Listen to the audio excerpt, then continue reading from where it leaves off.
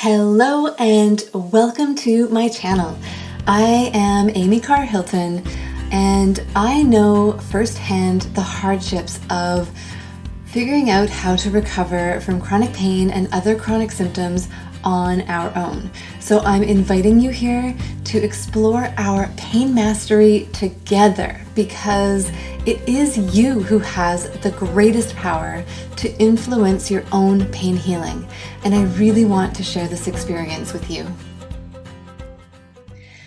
So if you've never heard of the terms neuroplastic or primary pain, basically what that means is that it is pain that is coming primarily from just the brain without a secondary reason for it. So secondary pain or structural pain we consider as being because of a structural concern, an injury, an abnormality.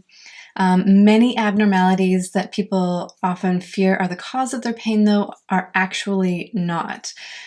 The majority of degenerative cases where there is also persistent pain present are actually neuroplastic or primary pain. It's the brain misinterpreting data and or a hypersensitivity in the nervous system, not actually pain caused by the structural degeneration or the structural changes over time. So I'm going to get into that a lot more later, but I just want to get you thinking a little bit about what this means and how we can kind of relate to it and understand it, because it is very natural to, when we feel pain in our body somewhere, which is where we always feel it in our body, and it's very natural to automatically start looking for problems in that area. And we can almost always find something structural to blame our pain on. But we now know through a lot of imaging on pain-free people that degenerative spine changes, even subluxing joints, a lot of that is actually pain-free in people. So we want to take a look at pain from all perspectives. We always want to rule out structural or secondary pain. That's pain that is happening because the brain is protecting us from a structural concern.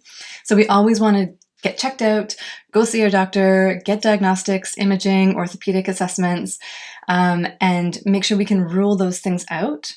But once those things are ruled out, we really do, and even if they haven't been ruled out, we also want to take a look at where our pain might be disproportionately intense for the structural concerns that we're having. So neuroplastic pain is a scale.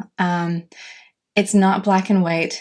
There's never going to be a case where your pain is entirely secondary or entirely structural or entirely neuroplastic and there's nothing physically going on in your body. Our brain is watching the safety of our whole organism, our whole self, through the nervous system. And that means through our senses, all of our senses, not just touch, so not just what we feel in our body, not just through sensory receptors, data receptors in the nervous system. It's also coming from sight, sound, our thoughts and beliefs. All of these things affect how our brain gauges our level of safety. So I want to keep this somewhat short. I just want you to start thinking about all of your senses and consider that just like pain is a response to data that the brain is receiving, right? And just like that, our vision is simply the brain's interpretation of the light that's coming in through the eyes. The eyes don't actually see anything. They just allow light in, they allow data in, and then the brain interprets that and then influences you to respond to whatever the brain is interpreting. So other senses are the same. Smell, taste, sound, all of these senses is simply conduits in our body allowing data to come in, and then our brain's interpretation is what we're responding to. And pain is the same way. The brain is watching, it's taking in data, it's taking in Interoceptive data, it's actually, there's sensory nerves that are watching the relative safety of how our internal organs are working, our joint health, all of those things looking at the inside of our body. But then there's also receptors that are picking up touch and movement of our body in space. So the brain is taking in all of those things and responding to that data. It's interpreting that data and then deciding whether or not we need to feel pain.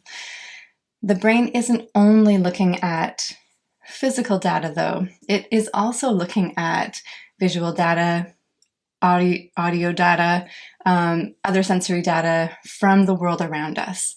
So when we feel unsafe with certain people and we see that person or we hear that person, when we are driving to work and we're not feeling happy at work, when we know we need to have a difficult conversation with someone, or there are other things that we're feeling really insecure about ourselves happening in our lives, that is some of the data that the brain is also interpreting to decide whether or not we feel safe. And when the brain decides that we are not safe for any reason, physical, emotional, psychological, social, all of these are factors that the brain is looking at. And if it believes that we're not safe, it's interpreting the data in that way, it might cause us to feel pain. Now, the big question is why? So everyone feels neuroplastic pain. Everyone feels, tightness or an ache around their occiput if they're feeling a bit stressed out, if they're unhappy at work, if they're staring at a screen for a long time and they're not enjoying what they're doing. Everyone might feel a little discomfort in their low back if they've been sitting for a long time, especially if they're not happy with what they're doing. And we all feel these little aches and pains in our body, maybe stabbing pain in the stomach, a cramping sensation when we're nervous about something. We all feel these pains. And these are all neuroplastic pains. There's not something wrong with your stomach when your stomach is cramping if you're nervous. The difference, though, between chronic and acute is what we want to take a look at. So every person in the world, as long as their nervous system and their brain are working appropriately to keep us alive, feel neuroplastic or primary pain. So why is it that some of us feel it chronically? Some of us have those symptoms last longer than they need to, and others don't. So I will get into that in another video if you want to just continue watching along in this playlist, or you can link to it here. And yeah, that's kind of all I want to go over right now. Just a basic understanding of why it is that the brain decides to make us feel a sensation of pain. It's trying to motivate us to make some changes. It's really easy to jump to the conclusion that that change needs to be something physical. We look for physical problems when we feel physical pain, but it's not actually necessarily a physical problem. It could be some other insecurities in our life, maybe social, maybe financial, maybe social discomforts, maybe emotional discomforts. So all of these are factors that we need to look at, and that's what we call our pain context. We'll be exploring that as well in more videos. So if you have any questions or comments, if this is resonating with you, or if you're feeling confused about what I'm talking about, please comment below and we'll chat it through. All right.